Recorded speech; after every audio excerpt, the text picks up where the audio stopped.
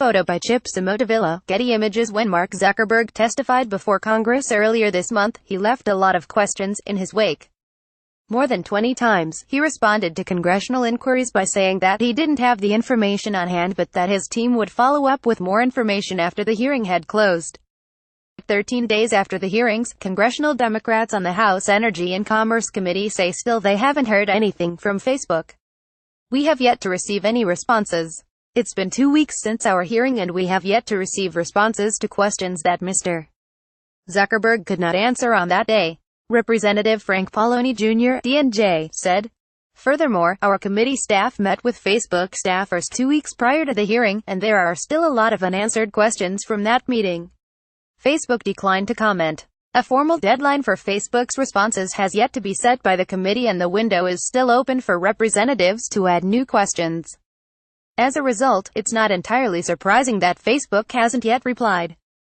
Still, Pallone said the lack of further information was hampering congressional efforts to develop new privacy regulations. "It simply should not take this long to respond to this committee's questions about critical privacy and data security issues," Pallone said. "This information is critical as the committee looks to develop comprehensive privacy and data security legislation that would include any company that collects and uses consumers' data." Today, the committee sent a new list of questions to Facebook in an effort to nail down information that was not available during the hearings. There are 113 separate questions on the list, many of which include multiple sub-questions, largely dealing with information collected and held by Facebook that is not explicitly shared by users. That information, which includes both shadow profiles and broader ad tracking, was largely skimmed over during Zuckerberg's testimony.